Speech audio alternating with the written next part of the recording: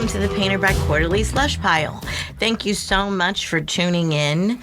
We are here to demystify the editorial process for you by essentially holding an editorial meeting to illustrate the process. We've got 2 poems today by Ryan Bollenbach, and we're really excited to jump in, but we should let you know who the we is. Going to start with myself, as I always do. Just a thing, I guess. I'm Kathleen Volk, and I am in the sound studio in Philadelphia. And on my left is... Addison Davis. Addison Davis, hi. Hello. I've got 2 really wonderfully voiced males in here today because you know how much I love something new? I don't think we've had something new in a while. We have Warren Longmire. Hey! Boop, boop, boop, boop, boop, boop. It was a pleasure to be here. Since it's your first time, you want to tell us just a smidge about yourself? Sure thing, yeah. Lots going on. Program manager for the Camden Nick Frigilio Writers House. Lots of great things happening there. And also, I'm the coordinator for poetry events for Blue Stoop. Way long title for essentially just like calling up people and trying to get them to come to Philly to read. Mm-hmm. Wonderful, wonderful. Yep, Warren's definitely an institution unto himself in the city, and we're really psyched to have him with us. Too kind, too kind. And I guess let's stay in America. Does that mean it's me? Yep. Does that mean You're the only one left in America. I am Jason Schneiderman. I'm coming to you from Brooklyn at my mother's writing secretary desk, nice. Looking out over my beautiful block in Bedford-Stuyvesant, Brooklyn. Love it, love it, love it. All right, and now we bounce. Are you guys together, Marion and Sam? We are cuddled up together. Yay! I love when you're together. We'll have to turn the video on and take some pics at some point. But safe and snuggled here in Abu Dhabi in the throes of a pandemic and happy and healthy. Yeah. I was sort of joking about that, but not really, I guess. No. So wash your hands. Use hand sanitizer and don't lick anyone. And hi, it's Marion. There goes my social life. Mine too. Where are you guys? We're in my apartment in downtown Abu Dhabi watching the sunset. Nice. Oh, beautiful. Very, very nice. Has whiskey been opened, or are you being good? No, but Sam's drinking a soda out of a Powers glass. Yes. That's what's in my closet. All right. Yep. Well, we're all on the coffee over here. So right. We are indeed on the coffee. So hopefully we'll all be okay. So yes, we have a wonderfully big crew. We are an even number. So Joe Zang, our I don't know, I can't think of a great adjective quickly. Sorry. Our illustrious sound engineer. That works. He will be our tiebreaker. Right, Joe? Yes. If a tie should arise. So now let's... have a show of hands or just a shout out. Who would like to read the first poem by Ryan Bollenbach? I'll read it. All right, Warren, jumping right in. I'm in out. This is why we love him. Yeah, I do say yes to too many things. Okay. Can you help me out on this first one? It's Adagio for strings? Adagio for strings. No one wanted this smoke. Not Willem Defoe or the albatross, whose wings Willem borrowed as splint for his splayed arms, as if real bullets ripped through him. Not at the wisteria, there we go. Wisteria, planting its tentacles on the ground's sweaty palm, like the sun taking pennies as a return investment on heat. I drove my truck at 40 miles per hour over the gray-blue asphalt and looked into the eyes of Sun Sandhill Crane, crossing the road unfazed by the wind whipping off my steel bumper. On the radio, there was a composer giving a talk about the hope he found in the last note of Sam Barber's Adagio for strings. As if of body memory, Mark's corpse rose from a bare patch of sand on the side of Interstate 75. As if of body memory, Chris's corpse rose from the gated-in parking lot of a pain management center in northeast Tampa. The ground swallowed every traffic sign and immune system response after swallowing them both in the same road. I drove that interstate northbound to escape the Gulf and the ocean, overtaking Florida's serrated coast. I keep only the smoke, the Black Hawk's wingspan, and the violin notes, piled on top of each other like bodies to be burned. I remember the way the sandhill crane did not flinch. I cannot put my tongue around that. Under the trees where I slipped into dreams, I woke skewered by what the composer said, and the question the crane's eyes asked in response. From my morning stomach, I pulled speakers made of the hearts of the alligators I've eaten. Placing them in between the saw palm bushes, I started them broadcasting, once again, Adagio for strings in a staggered order. In the clearing, there were bushes of pentas and evalvras in the shape of soldiers kneeling in the sound. There were squirrels kneeling, snakes bending their bodies to kneel, bobcats kneeling, Chris kneeling, Mark kneeling. The dusk sun made shadows of the withered tops of trees. The wind blew its violin trills, and all the hearts I planted fell on their sides in unison, restarting in unison from the top just as the shadows started to grow. Blue smoke rose from the grasses. Woo! Woo! All right, Warren. Thanks. That was a lot. Yeah, that was a hefty one. I didn't know what I was getting into. Made it, though. We missed our first poem. Kudos Welcome to you to the for gang. jumping in. Hey. Adagio. Do you really make Adagio. speakers out of alligator hearts? Sounds like it. Not until I mean, you can't try. pull it from your morning stomach, I know, but like, I don't know, like for some reason that image is amazing. How big are alligator hearts? It can't be that big. And Well, he's eaten them. Wow. I'm like really deep in that image. I have just fallen inside those heart speakers. But I love alligators. and we're wow. It's an overwhelming flood of images, but I'm not saying that in a negative way at all. No. When Chris's corpse rose from the gated-in parking lot of a pain management center in Northeast Tampa, I was going nowhere else. Yeah. Like that. Yeah. Yeah. And so I think the way those images like spiral and whirl and then just sort of like stitch together, almost like it seems as if like a series of non sequiturs, but it's 100% tied to the speaker's like consciousness and just like stream of consciousness, right? And starting with the image from Platoon, right? That Willem Defoe arms up, getting shot down at the end of Platoon, and that's where the Samuel Barber Adagio for strings comes in. So it's like that famous cinematic moment, and the score is the Adagio for strings, and it's soul crushing. If you haven't seen it, run, don't walk, right? To watch that movie and that particular moment. But to go from there to the radio, right? Talking, listening to the composer, and then it's the, boom, boom, boom, the images of those guys who've passed, right? And then it sort of gets framed or reframed as like someone in the military who's clobbered by grief and dealing with it, right? Like making his way through by making these connections, right? As he's driving. And I really love that image of the serrated coast, right? I just thought Oh my that God, was it's gorgeous. Yeah. specific image. Really gorgeous. I don't know what a pentas or a valvus is. They're plants. They're flowers. Okay. Yeah. Sorry. No, I think we talk about this a lot, like sort of like the difference between good lost and bad lost. Yeah.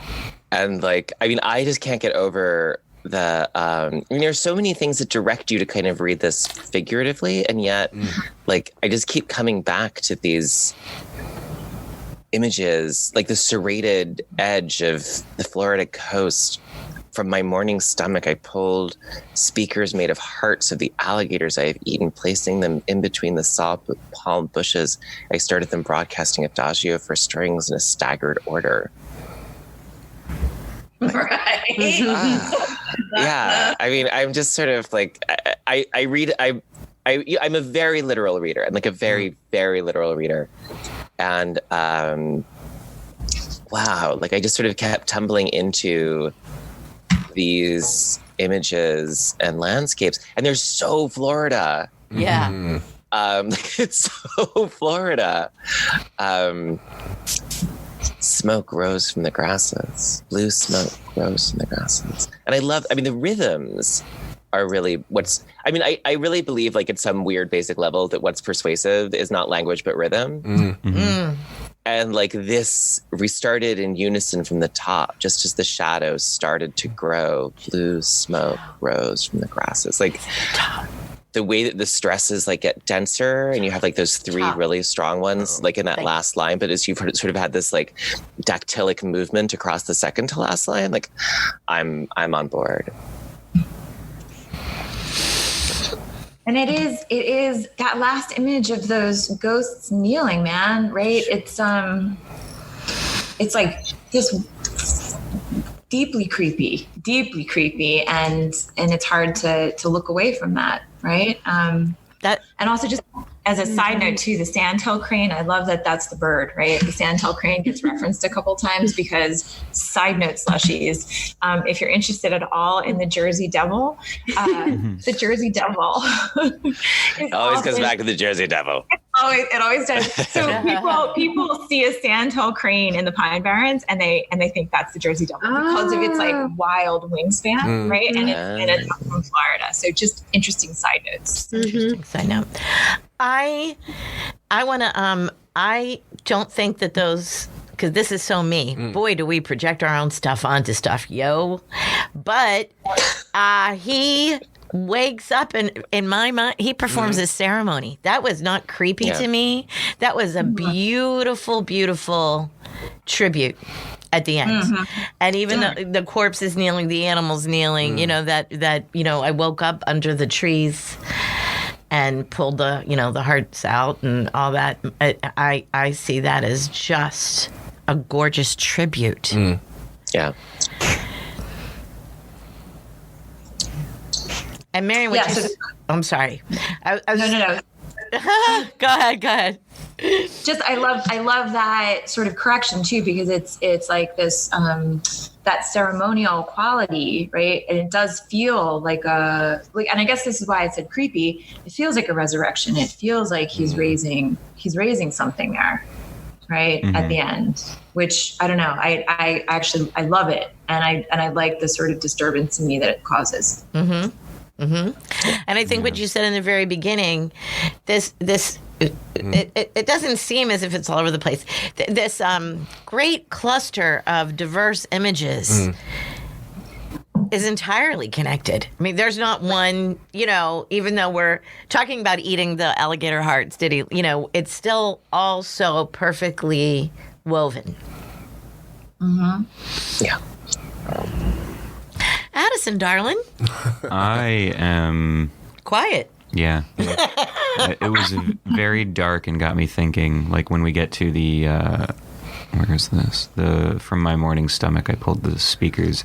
I really like how it's like level upon level of where this is coming from. From my morning stomach, I pulled speakers made of the hearts of the alligators I've eaten.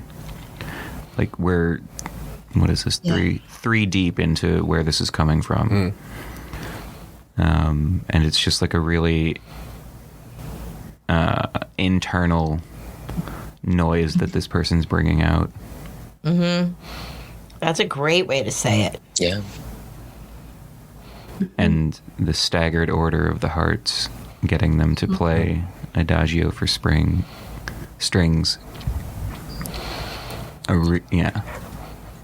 Yeah, me personally, I could have gone for a little bit more control, like as the huge clusters of images. The more we talk, the more I can kind of see where things are connecting. But what I come back to is overtaking Florida's serrated coast. I keep only the smoke, the Black Hawk's wingspan, and the violin notes.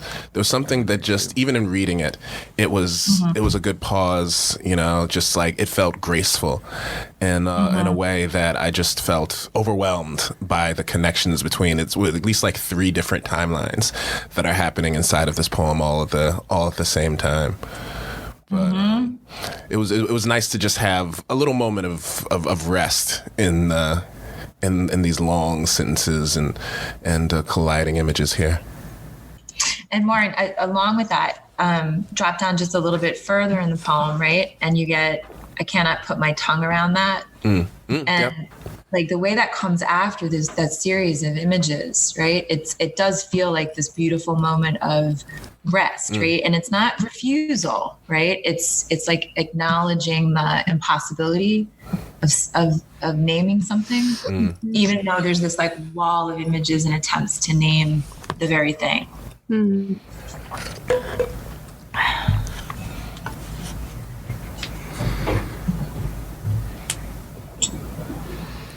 Yeah.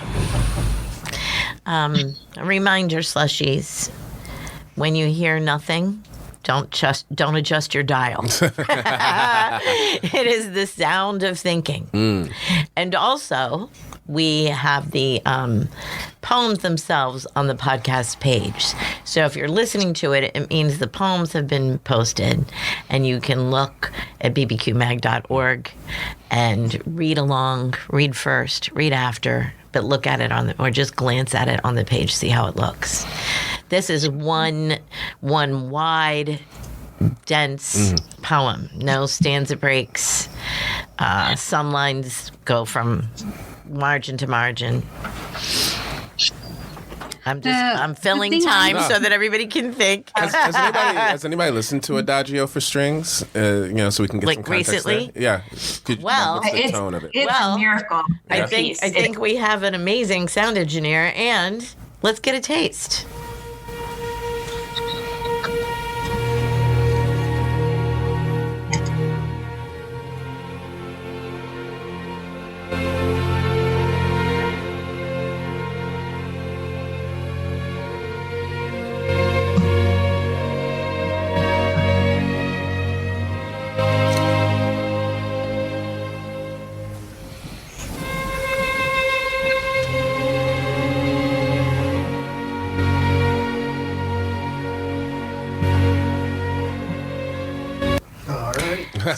So you've heard it. There we go. It's used in movies at the moment that your heart's being ripped out. Yeah.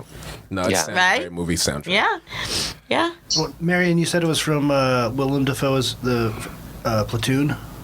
Yeah, it's from Oliver. So Oliver Stone made this movie called Platoon. I think it was like in the 90s, maybe. And the final sequence is Willem Defoe, who is this like, powerfully important,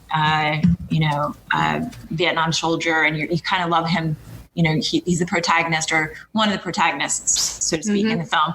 And he's been betrayed, and he's running for the helicopter across the field. And it's, as I recall, it's in slow motion. I can't remember that exactly. But what Stone does is use the Adagio for strings against him running across the field, being like gunned down, basically. And the final scene or the final image of Willem Defoe is what's described here. Like his arms are out, right?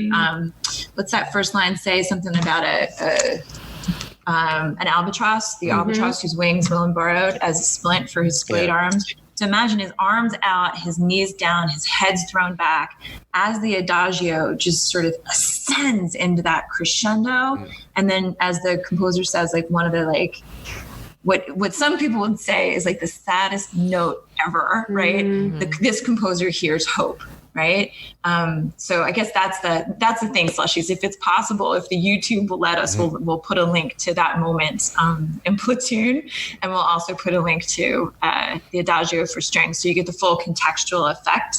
But I think that's what Ryan's playing with there, right? He's sort of in a kind of ekphrastic way, right? Starting with that image from the film and using that as the trigger to the composer, from the composer into his Well, own and the ways, experience. that we've been taught to grieve and feel and experience by the movies. And Right. the movies are impossible, right? Like the Walter Benjamin thing, that the camera always sees from an inhuman perspective, from a mechanistic perspective. And so we have this like repertoire of moments that are impossible to experience from the inside. The people walking away from the explosion, right? Like that's nothing that the only position from which to see that as cool and exciting and awesome is from the camera's perspective. There's no human position from which to experience that. And so like, what I sort of love about the way this is bringing that in is that it's kind of starting with this repertoire of grief, thrill, the sort of majestic, noble human sacrifice, and then kind of moves towards this increasingly naturalistic moment in which all of nature comes together in this totally unnatural way. And so like the two unnaturalnesses that kind of bookend or begin and then end the poem, where you're starting with this reference to something which is beautiful, but impossible from a human vantage, and then moving towards something where all of nature comes together to pay tribute in a way that's also unnatural, and then the music comes back. I just found that masterful. Yeah. Yeah. Yeah. We do have another one, y'all. I'm wondering, All right. should we? Let's go. Should we vote? Yeah. You want to Okay. vote first? So we do it just like our regular meetings, All but they all vote, and Joe reads their scores. Gotcha. Okay, we ready? 1, 2, 3, thumbs. Sorry. Stop the giggling, girls. I think you did pour the whiskey. Let's get those votes in. Busted.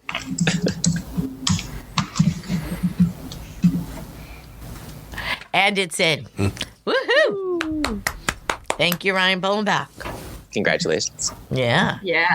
Lucky us. Super exciting. Let me tell you something. I don't like it when everybody looks stuff up on the internet while they're on the podcast. I think I've told you that. It bugs me. And I did it just now. Because I had to read. I put in how big is an alligator heart. And while I was not able to discover that, I did discover something interesting. And that is that all reptiles have 3-chambered hearts, except for the alligator and the crocodile. It has a 4-chambered heart, like a mammal. So it's big enough. I would like to vote that "How Big Is an Alligator Heart" is the title of the episode. That's pretty good. That's pretty good. Let's see what happens next. Speaking of projecting, I also wanted to say that in legend, when Percy Bysshe Shelley was dug up and burned on the funeral pyre, his heart would not burn. Oh, That's yeah, right. yeah. And Mary Shelley kept his heart in a box. Like his charred, unburned heart in a box. Now, do we and so like the heart always makes me think of that. The hearts that I just go there. do we believe this to be true? Well, I mean, I was reading something which said that like contemporary observers reading these accounts believe that it was actually his liver and not his heart. And I'm like, but the not burning part. like I'm less worried about the organ part than the whole like not burning part. Like that seems like the more interesting. But anyway, yeah, I do and I don't believe it. Like I live in a state of disbelief. Can I just say that I still think about last summer. My father had a valve replacement, and immediately after the valve replacement, the heart surgeon came out into the waiting room, and he was like so cavalier. He was like, "Oh yeah, it's done." Like we saw him so fast. We were like, "What happened? Oh my gosh!" I truly thought the procedure wasn't able to happen for some reason, but like there was something in his bearing that he was so. He was so loose that I was like, everything's okay. He goes, "Oh yeah, it's done. He was a champ. Everything's great. You want to see it?" And flips around his iPhone and showed us a video of the actual surgery. Oh my God. So Oh my God. Yep. That is not okay. I would not be okay. The point is that I saw the inside of my father's heart. Oof. And I love him, deeply to the bottom of mine, with all of mine. And I'm not a poet. So I need one of you poets to write this up for me. Okay? Oh my God. There's a challenge, Slushies. Write a poem about me seeing my father's heart minutes after he was operated on. Minutes. Okay. Okay. Well, let's get back to Ryan Bollenbach and who's going to do this one? I think it's Jason. Is that what I heard? Okay. Did Jason say yes? Yes. It is my karma. Thank you. My lover squawks, and then explodes. We spent the morning before just talking. He said, "Your body is slick, like construction equipment. How it can move the sand to make a runway for my unhurried strut." He said, "Your body is like a French fry on a laminated paper plate." In the high noon sun, I said, "You have a survivor's disposition. It makes you gray." Slick and survivor made us think of our own days of darkness. His coated in motor oil on the Gulf Coast in search of something white. Mine coated in olive oil, garlic, sea salt tears, and smooth jazz. I told him his gray feathers and white food made me think of marbles. I told him that it seemed odd that he prefers dark drinks when we come out to the beach like this. He sipped his diet soda and said, "You just don't understand." But I saw the white shining in the furthest reaches of his black eyes that looked as if he was already gone. He walked toward me for a kiss, then changed direction, sprinted to the white pearl beached in the sand.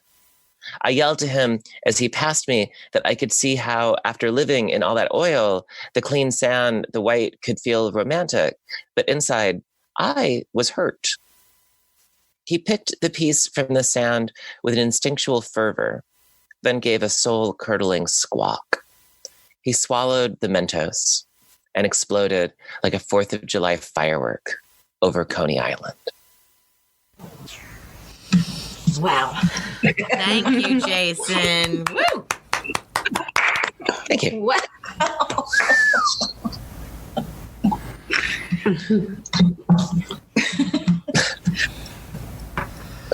Yeah, that sums it up. My lover squawks and then explodes. Yeah. Pretty much. It's pretty Accurate on time. the nose there. On the nose. Spoiler alert. Yeah. No, it's really surprising Yeah. because you're being told that the lover's a bird, but you're still like, you don't really believe it until the whole Mentos and explodes. Oh, isn't that Alka-Seltzer? Isn't Alka-Seltzer that makes birds explode? I thought it was Alka-Seltzer, but maybe Mentos has the Maybe same. Maybe Mentos Mentos has the same thing. I won't look it up. Thank Don't you, Google it. Jason. Don't Google. Wasn't there a whole thing of how if you put Mentos inside of Pepsi or Sprite? Oh, or Diet something? Coke. Diet Coke, Yeah. yeah. It What was would happen? huge on the internet. Then it would just explode. Yeah. Volcano. Yeah. Well, then that does make sense that they would already also explode. Seagull. That's it. Yeah, so I Seagull's missed the Diet notoriously Coke made with earlier. Diet That's Coke. mixing with the Mentos. It's a chemical reaction. I want to watch those videos so bad again. They I'm definitely not had their going moment. to. I'm like the addict. I'm scratching myself because I can't like Google. But let's just can we just stay on This is gorgeous. Can we stay on he said your body is like a French fry on a laminated paper plate? When you really get the POV. Yeah. Now it makes sense. Yeah. Amazing. It stopped me so much the first time I was like, is that a good thing? Yeah. You know? Can I tell a quick story about a seagull? Please do. Sure. So this is a third party story. It's from Spencer Crittenden, who's the host of a couple podcasts, notably Harmontown. He's a dungeon master, and when he was a kid, he dug himself a hole in the sand to half bury his body. He covered himself up with a towel because he just wanted to catch a seagull. So not hurt the seagull, just grab the seagull. Wow. It definitely reminded me of that story for sure. Did he get it? Yeah, and it bit the hell out of him. Oh my God. But no, everything was fine, I think, except for his hands. Yeah, Yeah, when Warren start feeding the seagulls, I have to take a walk. I cannot stand when they're squawking and swooping. Oh, no. Yeah, they come in huge squads. Oh, too. I can't. It is fun seeing them. Like, I used to love just throwing French fries up into the air whenever I was on the shore. Just watching them, Warren! fight. Look. Well, I would be walking the other way. That's what I'm saying. When somebody does that, I'm like, ow. What happens when you throw a handful of French fries in the air? Then they'll just swarm. Yeah, It's incredible. They're like little fighter jet You pilots. know that I am an Oh. urban child. Yeah. Like, you know that like I do not have like beach. What in my- happens? You know that scene at the end of Platoon? It's the same thing. Adagio for spring It's called starts. that. I love the form of the poem. I really like the way that it goes back and forth between the I and the he. Yeah. And Yeah. all of the statements are fantastic. Yeah, so Slushies, this one has a lot more air and it's dialogue E, right? So there's italics and a lot of space. It's a wide one as well. It's going across the page, but yeah, it's different. And I just keep thinking about, like, is this death intentional or not? Is that I don't wide- believe so. He's wide going for a white intentional. pearl and does not know that it is that Mento. oh, it's a mistake. He did sip his diet soda, though, so he had it coming. Yeah. What I'm curious about is the eye an actual French fry? Mine coated in olive oil, garlic, sea salt, tears, and smooth jazz. Interesting. I think you hit me on the head for sure. Okay, so did the reader explode as well? Like, it was just like caught up in whatever he happened to eat during the course of the poem? Oh my God, you're right. The speaker is a French fry. Stop it, you guys. No, he's right. It's like the other What poem, would say all it's the a layering. human? Wow, my mind is exploding. Oh, has he passed me? Listen. You and I could be coated in olive oil, garlic, sea salt, tears, and smooth jazz. But how is the French fry coated in the smooth jazz? At a restaurant. We're at the beach. Yeah, A beach restaurant. exactly. It's whatever was Blaring coming out the smooth jazz. boombox And when he on the picked- boardwalk. Some other person, some rando, got a plate of French fries from a beach restaurant that had smooth jazz playing and then left one on the sand. But the seagull would have already eaten them up. They can't even have this conversation. If he was an actual French fry, he'd be et. Well, No, because he's No, he's more interested in this pearl yeah. of Mento. I don't know. They have a lengthy convo. I think the seagull Have would you have ever just had a devoured convo him. with a seagull? They have no. Oh, totally. Almost every time No I go to the attention beach. span. What I do is I stay until everybody else leaves. And then the seagulls come up. Those seagulls I don't mind. The ones that come and we have a meditative moment. We just stare in each other's eyes. It's like Annie Dillard's The Weasel. I do that with seagulls. Oh my God. Marion, you should know this. This conversation might be my favorite. Sam's trying to get worried. I was going to say that I like Jason said that his brain exploded, and it makes me think about like the poem itself, like my lover squawks and squawks, like kind of we're all squawking, like reading this. Sure. And then we are loving this and squawking, and then we explode when we start piecing it together. Right. And so I love like everything like meta happening in like both these poems. Yeah. Yeah. No, that's excellent. Yeah. Yeah, I mean, isn't right. That's why squawk didn't bother me coming from a human either. You know what I mean? When you assume Yeah. it's a human, you know. Well, it works as both. Yeah. It reminds me of like a film treatment or a skit written up real quickly. Yeah. No, I think it's I like it on all levels. You like it whether the speaker's a person or a French fry? Is that what you're saying? Well, one, the speaker is clearly a French fry. Yep. No, but I do. I like it as a conversation between lovers that's sort of mysterious and surreal. I like it as a conversation between a French fry and a seagull. I like it everywhere. I like it mysterious. I like it with a fox in a box, with a house in a house. I like this poem, Kathy, I Am. Marion, what was your title? What was your title for this? I have to change it. It was How Big is an Alligator Heart? That was the original title. But now it could be the speaker is clearly a French fry. or how about even? Did you guys hear Jason? Did you hear Jason Schneiderman? He said one. The speaker is clearly a French fry. We would need the one too if we go for that as a title. Perfect. We could have such lists of alternative titles. And T-shirts. Oh, I like T-shirts. Mm-hmm. We haven't had T-shirts in a long time. We haven't. Like, not since the Fund Me T-shirts. That's true. That's true. The one thing that is interesting to me is, okay, so the first comparison we have is your body is slick like construction equipment. But then your body is like a French fry on a laminated paper plate. And for me, like the slickness of construction equipment is more related to the laminated paper plate than the French fry. Can I explain this one real quick? Yes, please. A French fry, think about how you could use it to smooth out the sand and make a runway for their unhurried strut. And then once it's smoothed out, it might as well be a laminated paper plate. It is so smooth. Yeah, maybe. and you know what, Sam, before I knew it was the seagull, but then it even became more accurate. I just thought it was the desire. Your body is like a French fry. Yeah. I want you. Right? I want you on a laminated paper plate. Right. I thought like your body like is crisp, like hard, but like soft. I There's think another good one. That's a good one. Wait, this is serious. It's all desire. This is turning It's all into Dennis Cooper desire. novel now. This is like a body positivity poem. It's all desire. It's all good.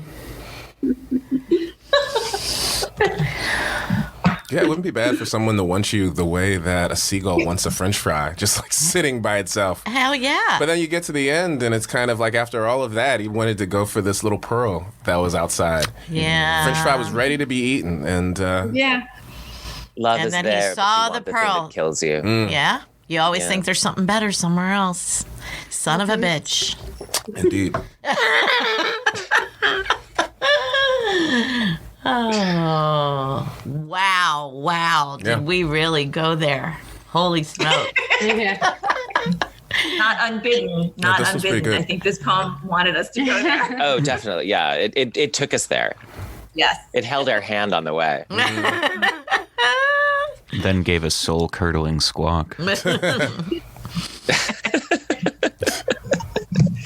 Oh my lord.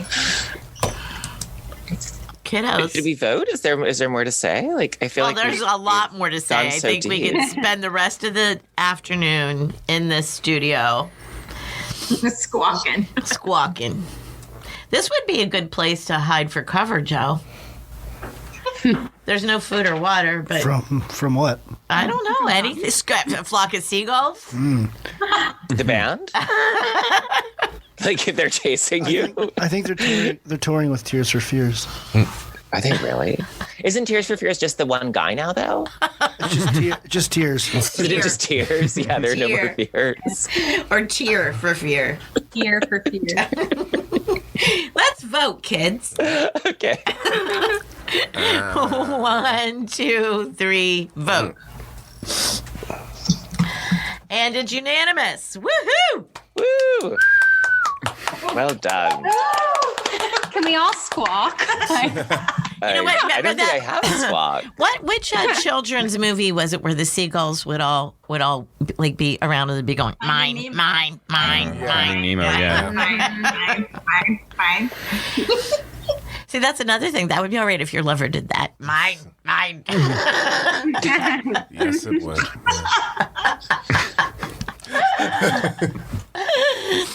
All right then. Anybody have anything to say?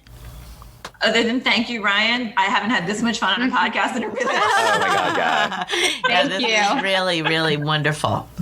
I felt they were both going to get in, but while we were talking about that first one, my heart already started. My heart. Your crocodile heart. My alligator Started to heart speak. Your started to four-chambered feel alligator like heart. squoze, and I'm like, I hope everybody else likes this. I will have so much regret and horror if this doesn't get in. I want to look at it forever, you know.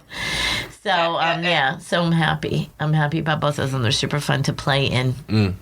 Thank you so much, Ryan Bollenbach. And I guess on that note, Slushies, tell us how we're doing. Tell us what you're thinking. Tell us if you have ideas of what you'd like us to talk about. And thank you, everyone, for being here. And keep reading. Woohoo!